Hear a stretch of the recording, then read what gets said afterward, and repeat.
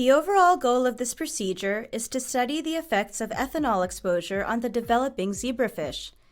This is accomplished by first exposing zebrafish to ethanol doses in normal embryo water during early development. Next, the ethanol is removed and the fish are allowed to develop to the desired time point. Then, both gross physical changes as well as alterations in gene expression are assayed in treated compared to control embryos. Finally, the embryos are manipulated with mRNA, morpholinos, or drugs to determine if the ethanol-induced developmental defects can be altered. Ultimately, a combination of quantitative PCR and in situ hybridization show that ethanol effects on developing zebrafish embryos are linked to gene expression change.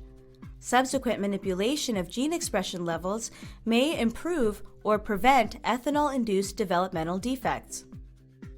The techniques we're demonstrating today extend our knowledge of the nature of fetal alcohol syndrome, as well as conserve developmental processes in vertebrates. Demonstrating today will be Steph Earhart, a technician in my lab.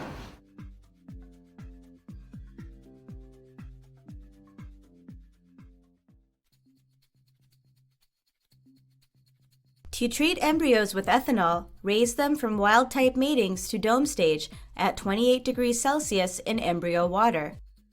Split the embryos from a clutch into the desired number of dishes, with between 10 and 50 embryos per dish.